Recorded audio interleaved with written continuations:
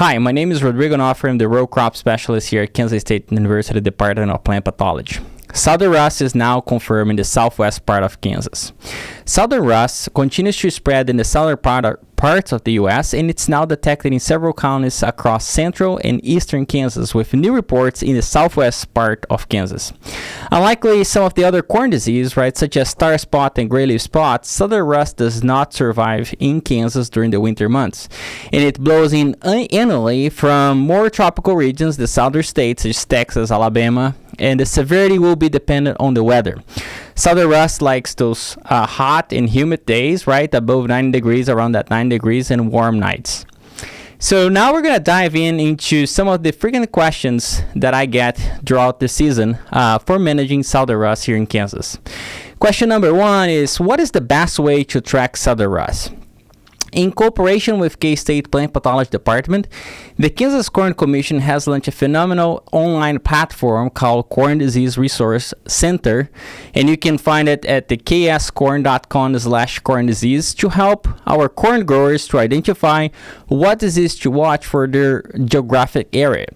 The Corn Disease Resource Center will have all the maps, including tar spot, southern rust, corn stunt, corn leaf hopper, and the latest and most updated information that you should be aware for your operation. Question number 2, should I apply a fungicide prior observing southern rust? I get this question all the time, and my answer is apply a fungicide to control southern rust is not recommended unless disease has been observed in the canopy. Now that we have southern rust pretty much all over the state here in Kansas, it is time to continue to scout our cornfields.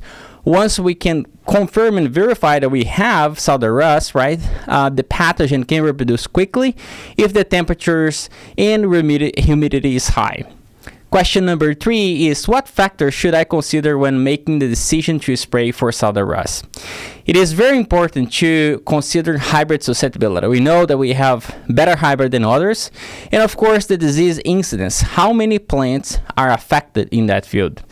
And the crop's growth stage, extremely important as well. Infection early in the season on susceptible hybrids coupled with conducive weather conditions pose higher risk for yield loss. If I apply a foliar fungicide at tasseling, VT, Silking R1 to control tar spot and gray leaf spot, will this application have efficacy against southern rust? And the answer is yes. Most fungicides are labeled for tar spot and gray leaf spots are also effective for southern rust. Depending on the product, they will have residual activity for approximately 3 to 4 weeks after the application.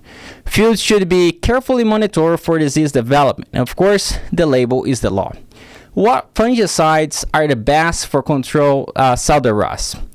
Efficacy ratings for corn fungicides, management of southern rust have been compiled by a working group of corn researchers and can be found in the Crop Protection Network website. Next question is, how do I know what I'm seeing cut?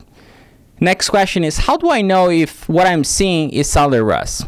Southern rust produce cut.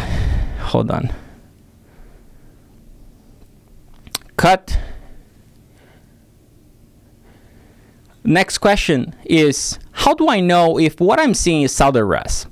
Southern rust produces these very characteristic orange spores, pustules, primarily on the upper side of the leaf. If you run your finger across those pustules, those orange spores will be visible in your hand. Sometimes it can be confused with common rust. In common rust, you'll see this sporulation on both sides of the leaves. As well as common rust, those spores are more cinnamon, dark red in color. And again, southern rust, we'll see more of those bright orange spores on the upper side of the leaf. If you feel like you have southern rust in your field, you can feel free to reach out to myself at 785-477-0171. And you can also contact your local K-State Extension agent that's out there to help you and the K-State Plant Disease Diagnostic Lab. Thank you.